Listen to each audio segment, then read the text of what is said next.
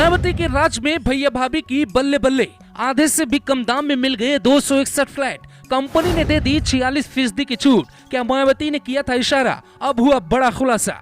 मायावती के भाई को फायदा पहुंचाते ही कंपनी को मिली बड़ी जमीन। खुलासे से बन गया तमाशा। बहना भाई सीएम तो डर काहे का? मायावती के भाई और उनकी भाभी पर ये कहावत सटीक बैठती है, क्योंकि जो खुलासा हुआ है वो पूरी बसपा को हिला के रख देगा और पहले से चुप बैठी मायावती को और साइलेंट कर देगा।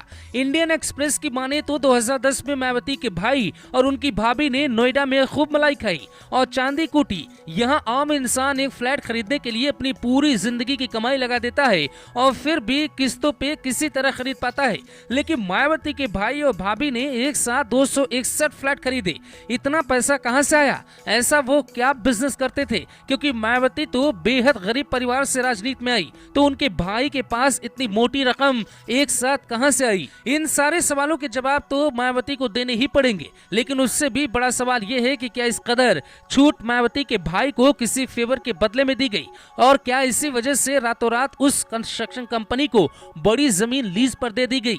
इस पूरे खेल को समझने के लिए लॉजिक्स इंफ्राटेक प्राइवेट लिमिटेड के शुरू होने से लेकर दिवालिया होने तक के सीक्वेंस को देखना होगा।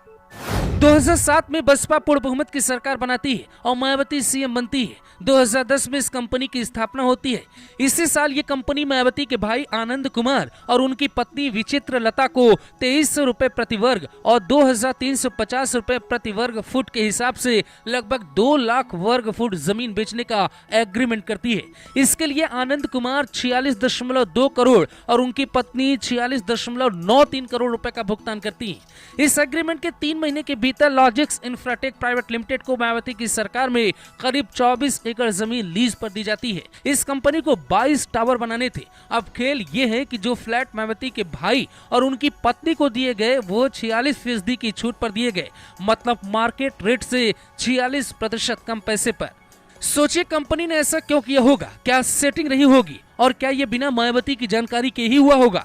मजे की बात यह है कि इस कंपनी में जिन लोगों ने फ्लैट खरीदे उनमें से ज्यादातर को अभी तक फ्लैट नहीं मिले, लेकिन मायावती के भैया और भाभी को 2016 में ही सारे फ्लैट दे दिए गए और उसके बाद कंपनी ने कोरोना का बहाना बनाकर खुद को दिवालिया घोषित कर दिया। इतना ही नहीं, कंपनी ने कई देनदारों की देनदारी भी नहीं लौटाई।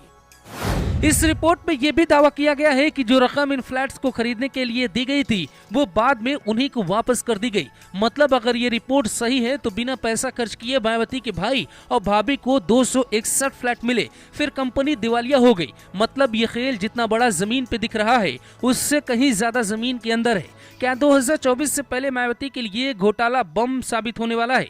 क्योंकि मायावती पहले से ही कुछ नहीं बोल रही है। लोग कहते हैं मायावती जो बचा है उसे बचाने में जुटी है, लेकिन अब बात सीधे परिवार तक आई तो जवाब देना ही पड़ेगा। Bureau report, leading Bharat TV.